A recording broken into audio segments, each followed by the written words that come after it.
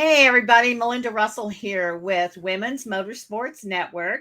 And my guest today is Lexxie Master. And if you think that we don't meet women from around the world, today you're going to find out that I do meet women from all around the world. And so I'm excited to talk to Lexxie today. We're on way different time zones, but she's going to tell us a little bit about that and where she lives. So, Lexxie, I want to thank you for being with me today on the show.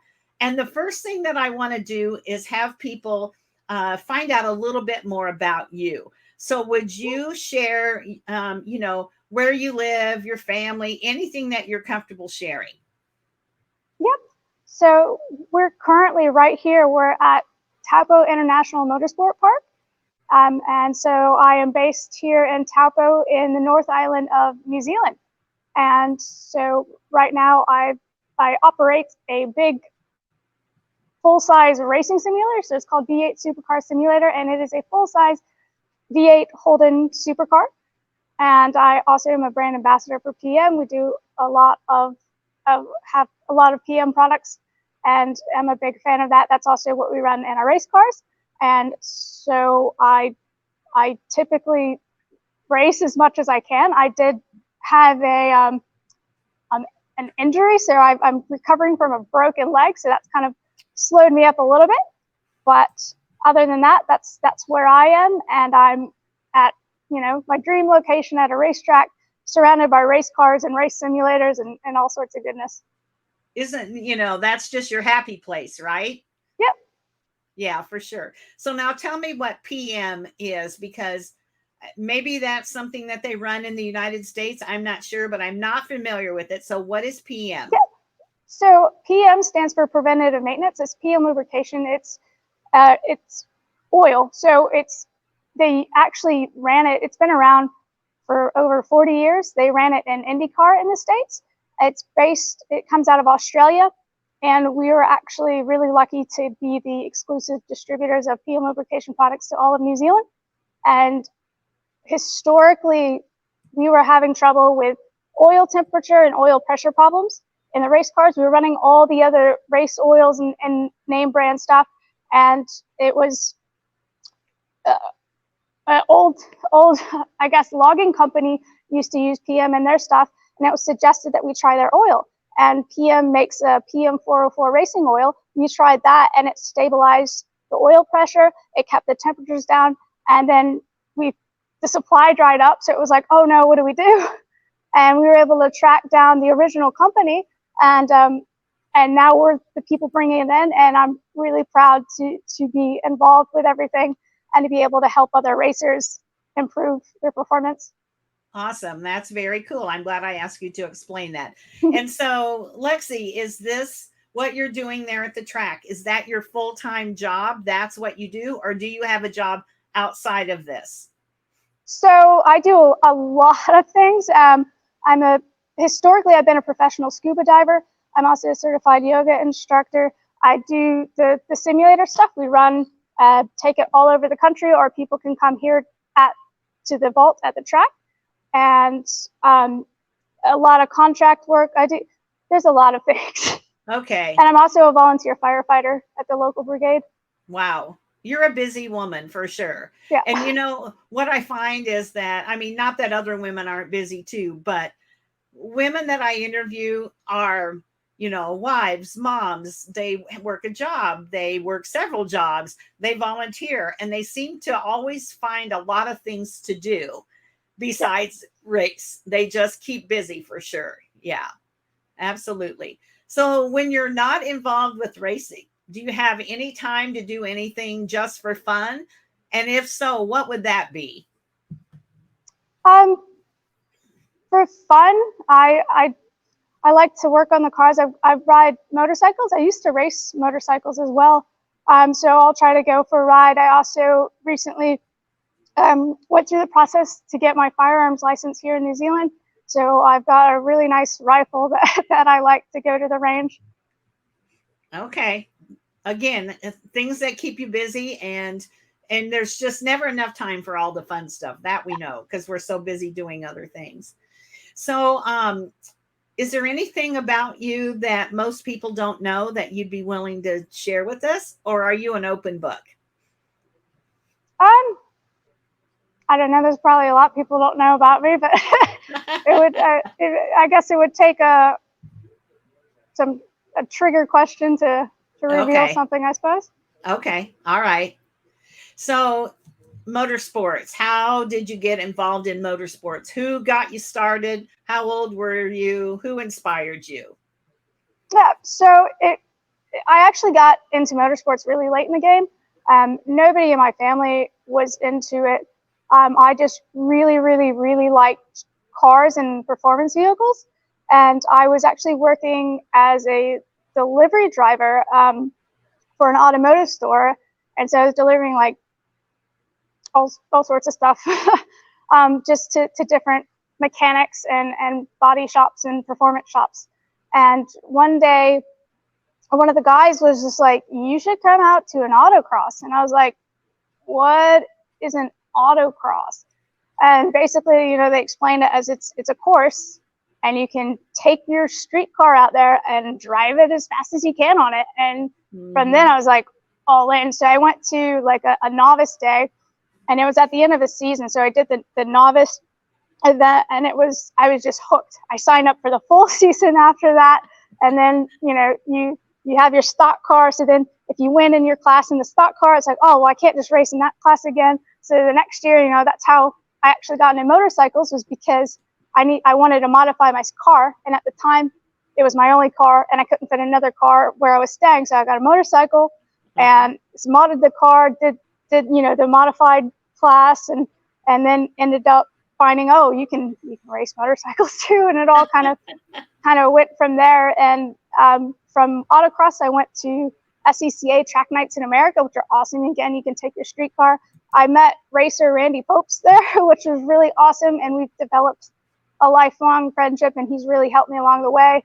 And just over the years, it kind of progressed, and then to basically now I'm doing national level racing here in New Zealand, which is a dream come true, and something I never thought was accessible to me, which I think is a key thing. And what we're doing here is to let people know that you can be that racer, you can race at a national level. It's not for these other people. It's for everyone. Yeah, absolutely. So, um, yeah, one of the favorite sayings I have is if you see her, you can be her. Yeah. And in the past, we haven't seen a lot of women, years ago. I mean, in the last 5 years, of course, it's exploding. But Yeah. in the past, when I was a little girl, for first of all, my parents weren't into racing, and nobody my age, women especially, were racing. And so by the time I got interested in motorsports, it was because my husband at the time, my divorced husband, but he worked with some guys that raced. And so we started going to the track and watching them. Well, my son was about 4 years old. He got hooked, and every Sunday night he was like, "Are we going to races? Are we going to races?" And he ended up getting involved in racing. And so we just kind of find a path that we never thought we were going to take, for sure. Yeah. Yeah. So that's pretty interesting. So tell me a little bit more about your actual racing. You said nationally. So is that a series that you race in? Okay. Why don't you tell us a So little bit about that? yep. So most recently, I've been racing in the E30 BMW series that's sponsored by Dunlop here in New Zealand. So there is the North Island and there's the South Island, and there's two separate series. So I've been racing in the North Island series, and that's the Spec E30s, which is really fun. So I've got a fully prepped, caged Spec E30 in the Gulf Oil livery that I run, and that's been really great up until I broke my leg. Yeah. So Did that's the you break most. your did you break your leg in a racing deal or something else? No, I rode an ATV off a cliff. Oh, Well, that's probably not a good idea unless you're Tom Cruise. No, I think I'll stick to race cars and motorcycles, honestly. I feel like they're safer. Oh gosh. Oh gosh. Oh, excuse me. How much of a dive did you take? It was pretty significant. So I got off. I was able to kind of throw myself off around 30 meters down, but the ATV kept tumbling down to about 60 meters.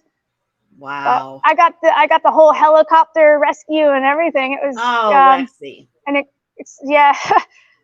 But That's the quad crazy. bike started right back up after they got down to it. They had a bit of trouble getting it out, but my leg And didn't quite have the same fate.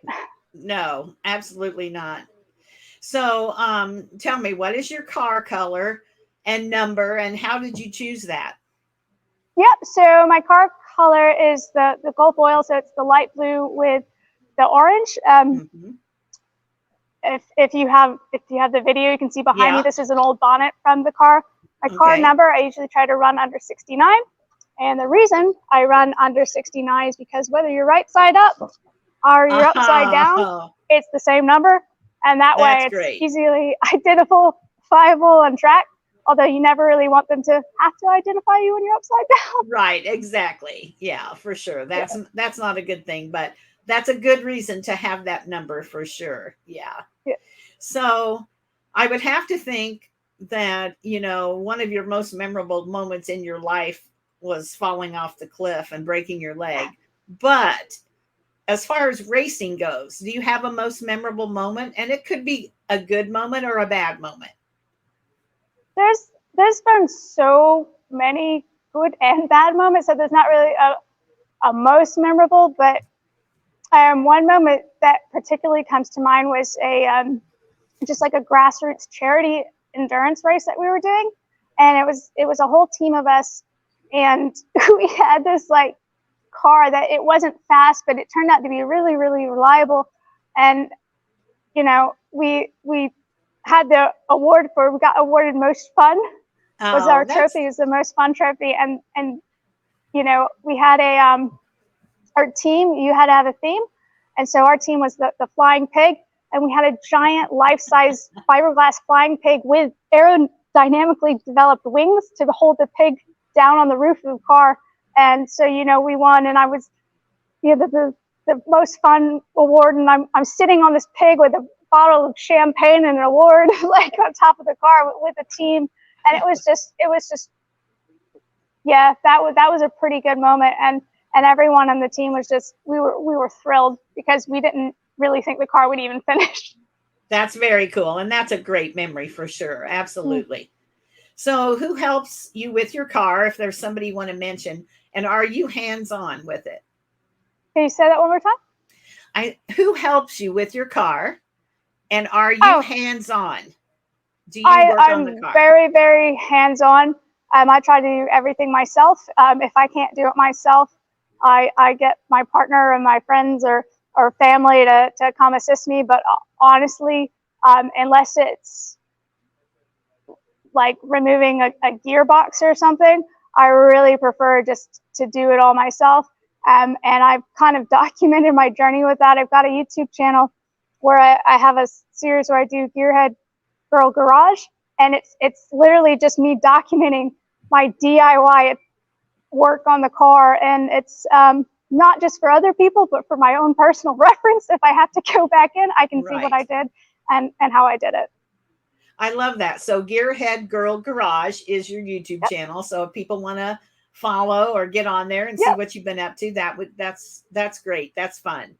So, There's a lot of yeah, I'm sure there's probably a lot of things on there that other people might get some benefit from too if they yeah. watched it. Yeah, I for also sure. did. Yeah, we did. I'm a member of multiple car clubs here in New Zealand, and with FIA regulations are kind of worldwide, and we've done some videos on just how to get into racing, what kind of gear you need, the standards that you need to meet, and because the standards are ever changing, like with helmets and belts and all that stuff like that. So I try to keep up to date on that and share videos on that, not just for our car club members, but for anyone who's looking into getting racing or wants to stay up to date. Good. That's good. Good information for people to find for sure. So, do you have any marketing partners that you'd like to talk about? A lot. It, Obviously, PM Lubrication and V8 Supercar Simulator have been, the biggest. There's also Mike Shaw Fiberglass, Taupo Brake and Clutch, Terry's Tires, Tally Electrical, and there's so many different people and individuals like Randy Popes that have helped me out along the way and have been pivotal to my racing journey. okay, awesome. So, how do you deal with a bad day at the racetrack? Well, any day where you're walking and driving away in the car, like no matter what happens, is usually a pretty good day. True. And if the car is broken, then for me, how I deal with it is go back in the garage and just start working on it and fix it. If I need to get parts, I get the parts. A lot of times, it's almost you almost like when things go wrong, you tend to meet a lot of people that you wouldn't otherwise meet, because people That's true. in the pits might have the parts you need, and it's really cool. Like at Barber Motorsports Park, I was racing with Randy, and we had a pretty catastrophic failure, and then you end up meeting all these other people who have all these other parts that you didn't even think, and it was amazing because we thought we were done, and we got back out on track and then made some new friends along the way. So there's bad days, but it's also an opportunity to meet new people and to get the car back together. And so I like that you have kind of a positive attitude about if you have a bad day, because I don't think I've ever heard anyone say, well, if I have a bad day, then it gives me a chance to maybe meet other people who are willing to help. And we know that at the racetrack, there's always somebody willing to help. Yeah. And so it doesn't necessarily have to be somebody you already know. And so I like that perspective, that it's an opportunity. It's not a problem.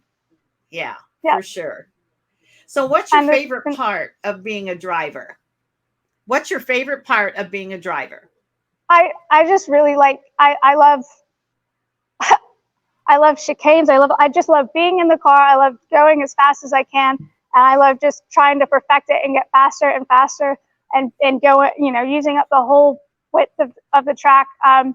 Honestly, if you left me on a racetrack with my race car, and I've actually done this before, I just drive until the car breaks or until I run out of fuel, even if it's, I've had the privilege of being able to do that. So not just racing, but just, hey, here you go, open test day, go as long as you want. And I will just go all day long. Just my biggest competitor is myself. So it's, for me, winning an overall class is fantastic and thrilling. But if I'm making personal best gains, to me, I'm happy, and to be in that car, to be on track, and to be seeing those times drop, that's my favorite part. Yeah, for sure. To see improvement, even if it's a little bit at a time, it's still an improvement, and you feel accomplished because you feel like, that's part of it. So what has been your biggest obstacle, or maybe something that you would still like to improve on with your driving?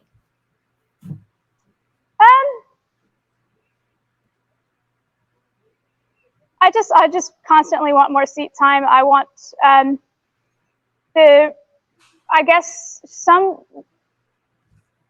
trying to pick racing series and maintain that competitive edge. Like the E30 series, I had that car, it's all spec, it's all everything. And then as soon as like a series regulation change or the class changes, I just got an email that said that Dunlop is not sponsoring the E30 series anymore, and I have a brand new set of Dunlop tires that I've already purchased. So it's things like that are kind of frustrating and obstacles if you prep a car for a certain class and that class isn't available anymore, or they change the class rules, or you have a supply of tires that you bought because there was a short supply, and then Yeah. you're like, all right, I'll be prepared. And just, there's a lot of costs associated with it that the tedious bets, especially racing on a national level, can get a little bit frustrating. Yeah.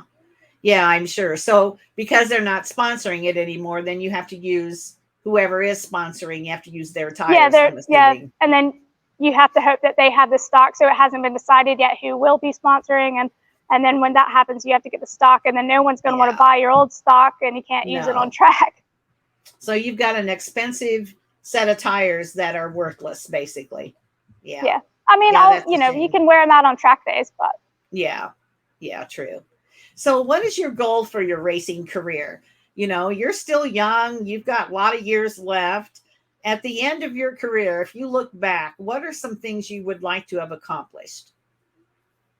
I want to do full series, like just commit to a full spec, preferably a spec series, because that's why I picked the BMWs, because it's the Spec E30 is a driver series opposed to checkbook racing.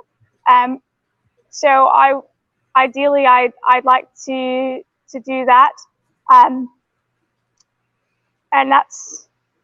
really just to be out on track, to have a life that revolves around racing. I've basically set up all my work and everything to give me the ability to go to every single race meet for whichever series I choose to participate in. Yeah. And just to continue on with that. And I'd like to, just promote the sport and inspire others that they can do the same thing. Yeah. I started with like nothing. So. Yeah. Yeah. And like you said, women, young, old, whatever, they look at that and think, well, that's out of my, ability. I can't do that. And then they see you and you're encouraging women or men too, probably, to get into the sport. And then it's a positive thing. And you're a role model to say, I'm doing it. If I can do it, you can do it too. Yeah. Right. Yeah. So have you had any unexpected benefits or challenges about being a woman in motorsports?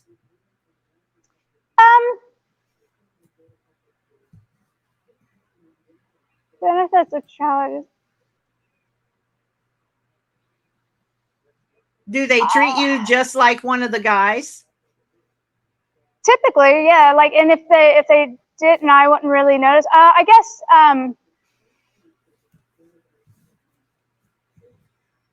the benefits is that you're usually typically memorable because there's not necessarily a lot of girls.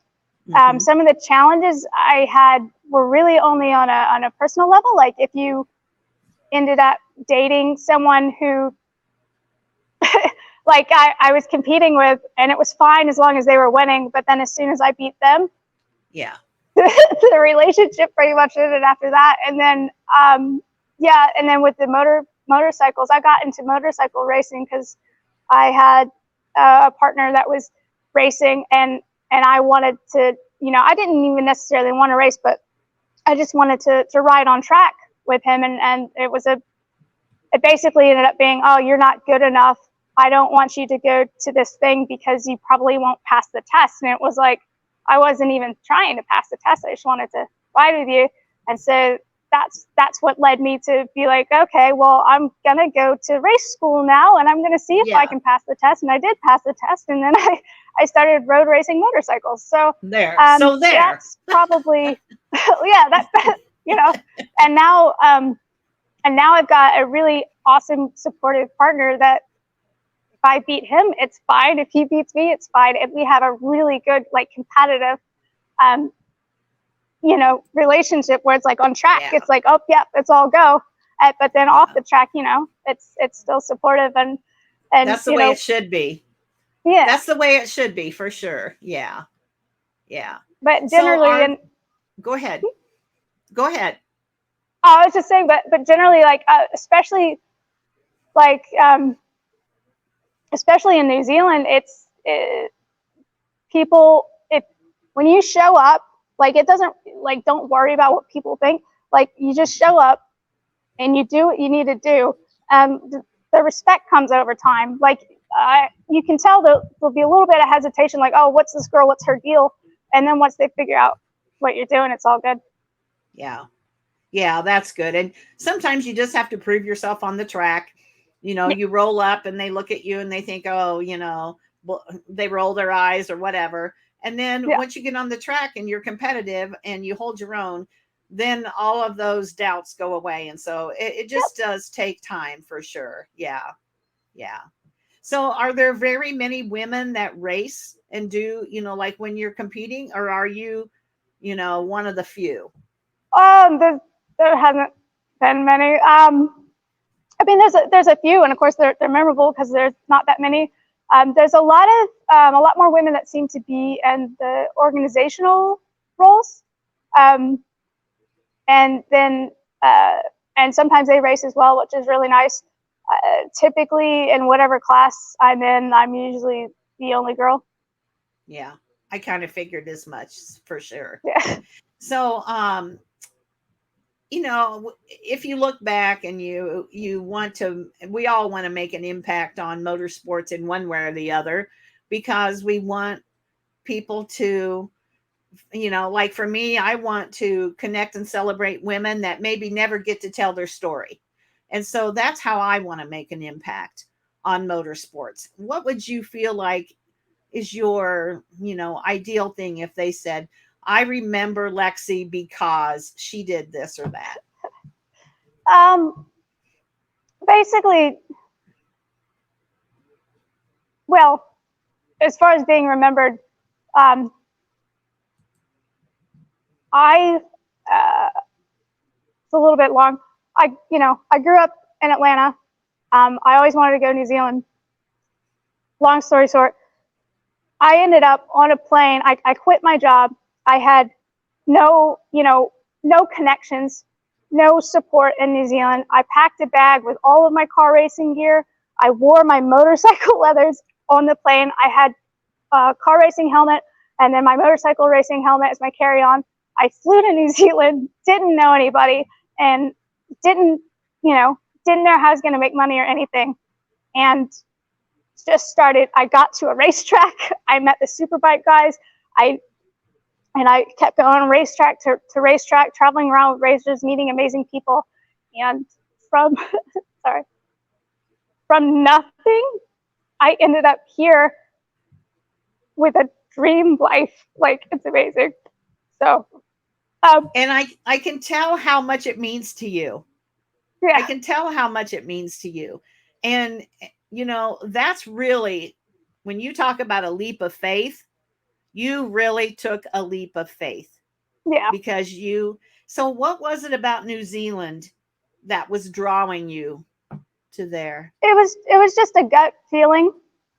Like, it was just kind of a nagging gut feeling, and it was a now or never type deal. And it was like, you don't want to have you don't want to know what if. Like, so I was like, you Yeah. know what? I'm going to go for it. And it was the best decision I ever made. It was really tough at times. Like, I was homeless, sleeping out of a car, working full time as a professional shark diver at the National Aquarium down in Napier. And, I didn't tell anybody that I didn't have a place to live. And I was trying to, because I couldn't afford it. And I ended up, instead of paying rent, I got a storage shed so that I could have my car parked in the storage shed and kind of leave the door up at night so that I wouldn't get locked in. And then I was able to, because I was saving money by not having to pay, traditional rent, I was able to get a motorcycle. I signed up for the track day before I had the motorcycle. I signed up for the track day to make sure that I got a motorcycle and rode it to, hours and hours to this track, a bike I'd never been on. And basically that's the whole message, is that if you want it bad enough, you'll find a way to do it. And it's not easy, but you can do it.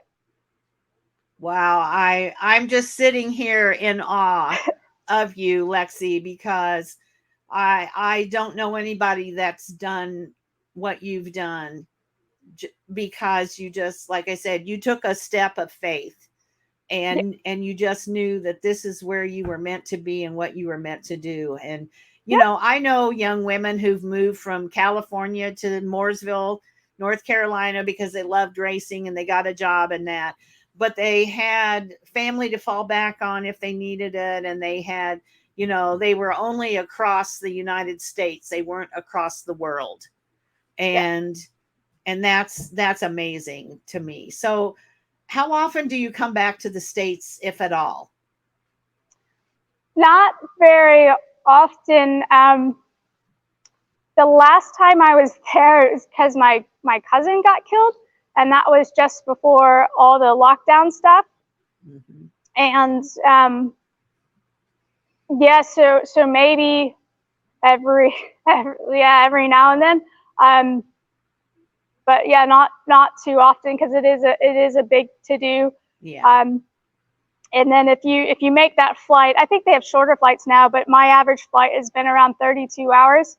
And if you're doing that, you want to take at least a month or so to be stateside, because when I do come back, there's a lot to do, and trying to pack it in, and then kind of apply time for jet lag, and then of course sort everything to be able to take a month or two off here. So it's a lot of admin to do that. Yeah. And then of course I really want to make it worth it when I do go back. Yeah, for sure. Yeah. Mm. That's a long trip. I don't care how fast the plane goes. And so, yeah, for sure. Yeah.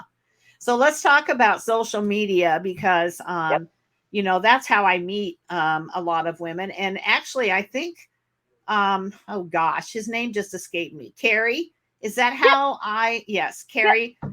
Carrie is Carrie Rouse is who introduced us, and he does a lot of things with SCCA and other things. But he's actually he's doing what I want to do, and that is take his motorhome and travel to all different kinds of tracks. And so I'm going to do some more of that, more than what I've done in the future here. But so I'm a little jealous of what he's doing. Yeah, for sure. But he introduced us. But normally, Lexxie, I meet women through social media, or I have people who introduce them to me, like Carrie did.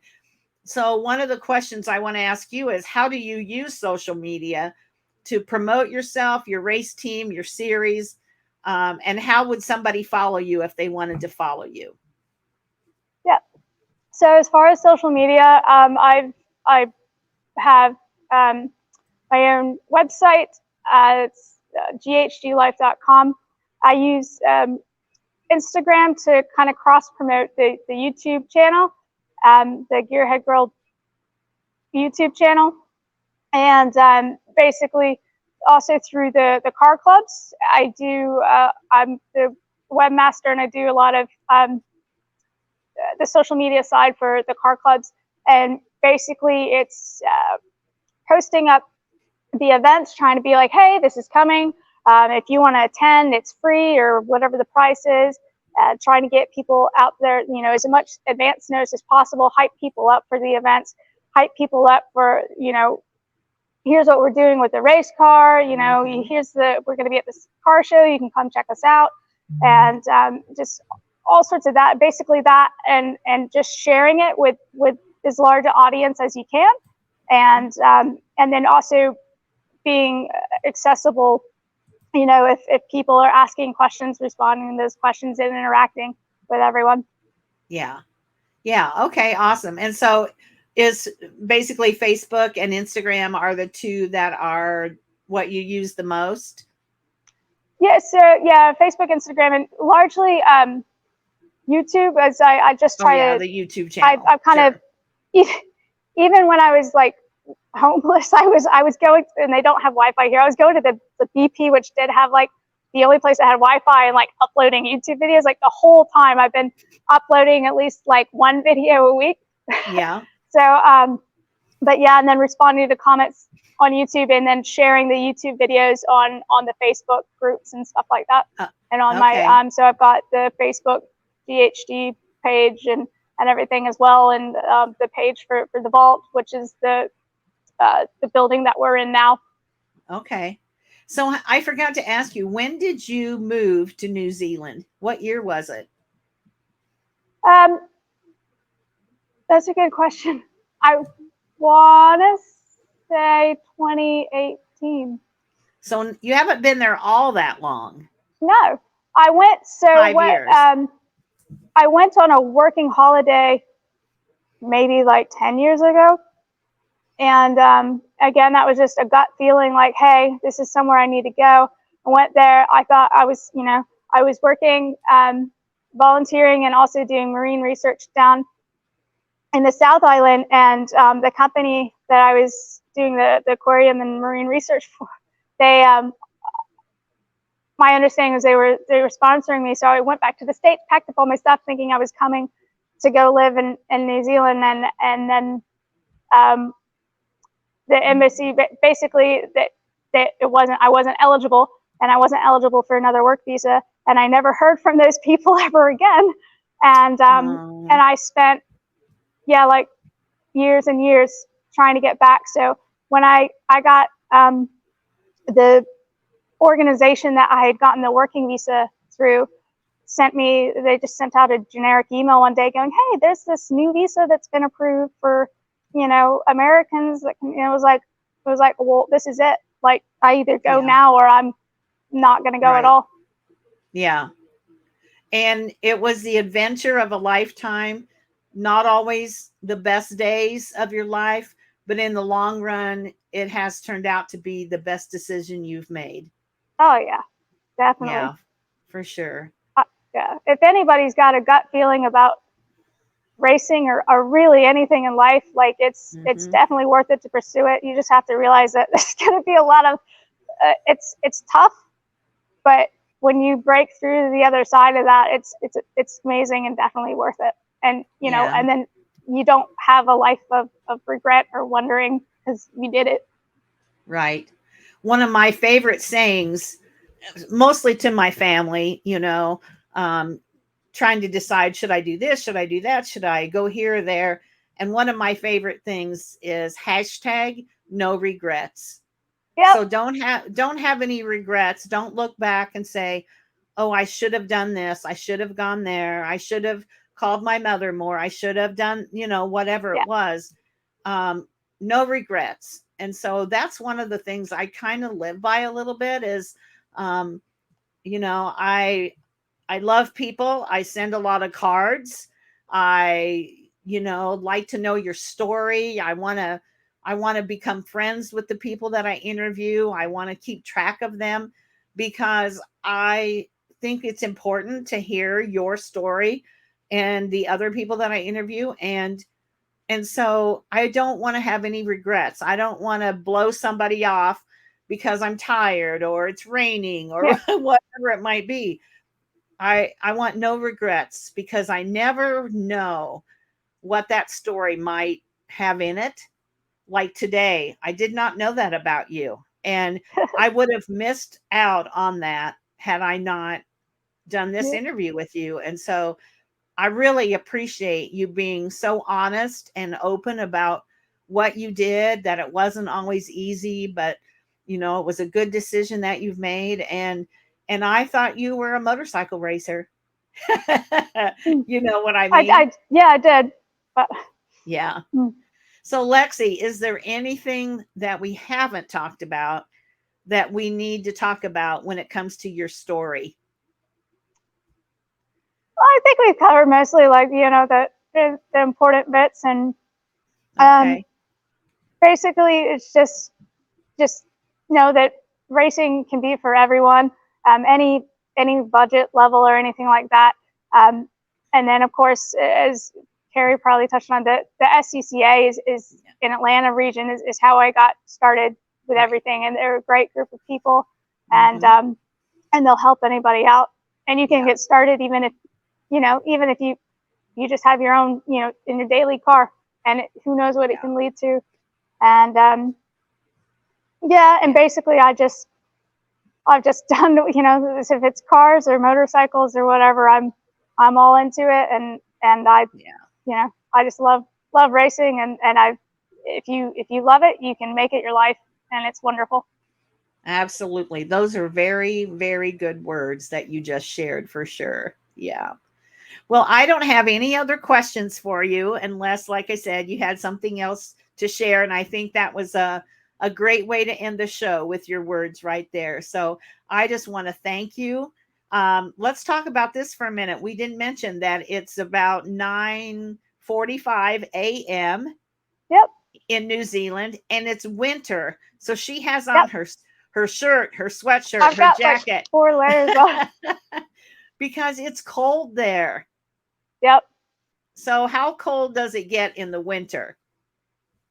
It's definitely below freezing.